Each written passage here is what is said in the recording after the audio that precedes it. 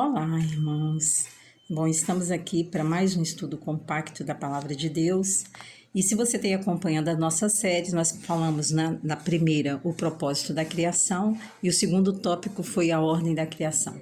Hoje nós vamos falar um pouquinho mais detalhadamente sobre a criação do homem. Bom, o nome do nosso curso ou do nosso ensino é Da Criação à Queda. Bom, para isso nós vamos utilizar um texto da Palavra de Deus que está lá em Gênesis 1, de 26 a 28 e também em 2, de 18 a 25. Mas nós vamos usar o 1, 26 a 28, porque é menor e como o estudo é compacto, a gente tem que diminuir o tempo. Mas em casa você pode meditar, sobre 2, de 18 a 25. Então diz assim a palavra do Senhor. Então disse Deus, façamos o homem à nossa imagem, conforme a nossa semelhança. Domine ele sobre os peixes do mar, sobre as aves dos céus, sobre os animais domésticos, sobre toda a terra e sobre todos os répteis que se arrastam sobre a terra. Assim Deus criou o homem à sua imagem, a imagem de Deus o criou, macho e fêmea os criou. Deus os abençoou e lhes disse: frutificai, multiplicai-vos, enchei a terra e sujeitai-a. Dominai sobre os peixes do mar, sobre todas as aves dos céus e sobre os animais que se arrastam sobre a terra. Então vamos orar ao nosso Deus. Senhor nosso Deus, pedimos que o Teu Santo Espírito coordene todo o nosso ensino. Entregamos nossa vida em Tuas mãos e Te agradecemos por tudo, em nome de Jesus. Amém. Bom, nós vimos que Deus criou todas as coisas e que Deus criou todas as coisas em 7 fases. Foi isso que nós estudamos nos ensinos anteriores. Então, nós sabemos que todas as coisas foram criadas pela palavra de Deus. Quando Deus disse, haja luz, a luz apareceu. Quando Deus falou, haja luminares no firmamento do céu para fazerem separação entre dia e noite, isso aconteceu. Então, todas as criaturas viventes no mar e no céu e toda a grama e árvores foram criados pela palavra de Deus. Mas Deus criou o homem de uma forma especial. Então, no 6º dia da sua criação, Deus pegou o pó da terra, soprou em suas, pegou o pó da terra, formou o homem, soprou em suas narinas, para fazer do homem uma alma vivente. Então, a alma vivente significa a alma do homem. O espírito e a alma do homem nasceram quando Deus soprou vida em suas narinas. Então, aquele corpo material de pó tornou-se um corpo de carne cheio de vida. Então, o homem foi feito dessa maneira especial para reinar sobre tudo que Deus criou na terra. Bom, e o que é a semelhança de Deus, Nós falamos aqui que Deus criou o homem à sua imagem e à sua semelhança.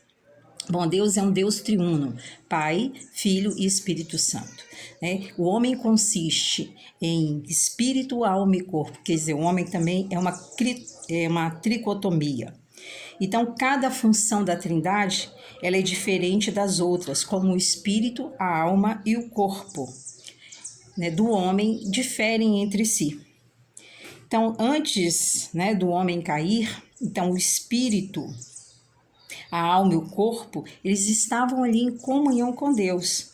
Assim, o espírito dominava a sua alma, que é a autoconsciência, e a alma dominava a carne, de forma que a carne estava totalmente sujeita ao espírito e à alma do homem. Então, como nós podemos dizer que Deus criou o homem à sua semelhança? Primeiro, nós temos um espírito. Então, o homem pode ter comunhão com Deus porque ele tem um espírito. Deus é um ser espiritual. Então, o homem também é um ser espiritual. Então, ele prova aí que ele foi feito à semelhança de Deus. Bom, um ser moral. Como ser moral, o homem também foi feito à imagem e semelhança de Deus. O homem discerne o bem e do mal, à luz da ética e do senso de moralidade que foi colocado em sua consciência. Então, no mundo animal não existe moralidade. E quais são? Deus tem alguns atributos, e ele fala assim que Deus é bom, lá no Salmo 119, versículo 68, tu és bom e fazes o bem, ensina-me os teus caminhos. Então Deus também é reto, está lá no Salmo 33:4, pois a palavra do Senhor é reta e verdadeira, todas as obras são fiéis. Deus é perfeito, né? Deuteronômio 32:4. Ele é a rocha cuja obra é perfeita e todos os seus caminhos são justos. Deus é a verdade e nele não há injustiça. Então esses versículos, eles nos falam dos atributos de Deus. O fato de um homem ser um ente moral comprova que ele foi feito à semelhança de Deus. Bom, um ser racional. Os animais, eles agem, nós sabemos, por instinto, enquanto o homem age na sua base racional. A fonte da base racional do homem é chamada mente, ou alma humana, e contém todas as suas faculdades intelectuais. O homem, ele sem a sua base racional, é como um animal. Então, Deus também é um Deus de conhecimento e sabedoria. Você pode ver lá em Jó 37:16 e também em Romano 11:33. Então, por ter sido feito à semelhança de Deus, o homem é capaz de desenvolver o intelecto dado por Deus e progredir na cultura que ele desfruta. Bom, ele é um ser eterno, né? O homem difere dos animais pelo fato de viver eternamente. E é por isso que o espírito do homem resta apenas uma escolha na hora da morte. Ou você vai escolher, né, na morte física, né, ou se vai eternamente viver com Deus, ou você vai para o inferno, que é viver sem Deus eternamente. Então, a vida eterna do homem é uma semelhança que ele tem com Deus. É um ser com poder e domínio. Você viu que Deus falou que o homem deveria dominar sobre todas as aves do céu, sobre tudo que havia na terra. Deus criou todas as coisas e ele colocou sob o seu próprio controle. Então, quando Deus criou Adão à sua semelhança, deu-lhe também autoridade para governar todas as coisas. Então, nós vimos aqui que o homem, né, feito à semelhança de Deus, foi feito por conselho divino, façamos o homem à nossa imagem, à nossa semelhança, mas por ter pecado, Adão então perdeu a comunhão com Deus. Então, para redimir, o que Deus teve que fazer? Enviar o seu Filho, Jesus, para morrer numa cruz, para livrar-nos do pecado, né, para sempre. Então, qual era a condição do homem antes da queda? Bom, nós vimos aqui que o homem, antes da queda, quando ele vivia no Jardim do Éden, era um homem sem pecado. Adão não conhecia enfermidade, não conhecia morte, ele não conhecia vergonha e nem tinha a capacidade de fazer o mal e ser mal, né? Que hoje é o que a gente tem visto muito, a maldade. Mas como resultado do seu pecado e das próximas gerações posteriores, ele colheu tudo isso e mais. Então, quando nós nascemos de novo, através do sangue de Jesus Cristo, o aguilhão da enfermidade e da morte nos é removido. Também nós vimos que o homem tinha do poder e domínio. Antes da transgressão, Adão dominava sobre todas as coisas, sobre os peixes do mar, sobre as aves do céu, sobre gado e sobre cada criatura que andava sobre a terra ou acima da terra. Então, o poder de Adão para dominar era um poder criativo. Ele conseguia não apenas manter todas as coisas na terra, mas também melhorá-las. Quer dizer, Deus deu inteligência ao homem, deu esse poder e domínio ao homem para que ele fizesse essas novas coisas. Hoje, quando nós estamos em Cristo, nós somos novas criaturas ao crermos no Senhor Jesus. Então, nós somos restaurados para ter domínio sobre todas as nossas circunstâncias e temos a oração, que é o poder para melhorá-las.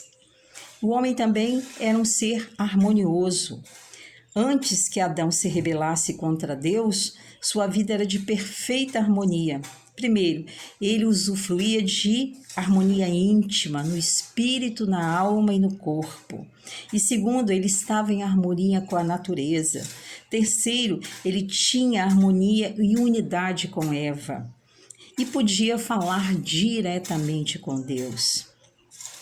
Então, quando nós nascemos de novo e nos tornamos novas criaturas em Cristo Jesus, nós somos declarados justos, como se jamais tivéssemos pecado, como o primeiro Adão. Isaías 1,18 diz assim: Vinde e conversemos, diz o Senhor.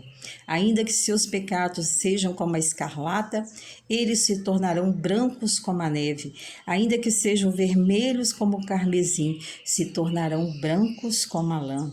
Então, nós temos o controle sobre as nossas circunstâncias e sobre todas as coisas sobre a terra relacionadas às nossas vidas, bem como o gozo de uma vida bela, uma vida cheia de harmonia, uma vida que não é vazia, mas uma vida cheia de Deus, do poder de Deus. Então, nós precisamos aplicar as nossas vidas, voltar a ter comunhão com Deus, e só fazemos isso através do sacrifício do Senhor Jesus Cristo na cruz, aceitando o Senhor Jesus como único e verdadeiro Salvador, como o Senhor das nossas vidas, para que Deus transforme, para que Deus modifique todo o nosso estado de pecado, para que Ele se esqueça dos nossos pecados e os torne mais brancos como a lã. Bom, amados, aqui nós terminamos mais um estudo e eu espero que você continue vendo a série. Na próxima série nós vamos falar sobre o Jardim do Éden. Então não deixe de estar observando e olhando quando se coloca um novo estudo no YouTube. Tá bom? Fiquem com Deus, Deus os abençoe, os guarde, os proteja e nos livre de todo o mal. Amém.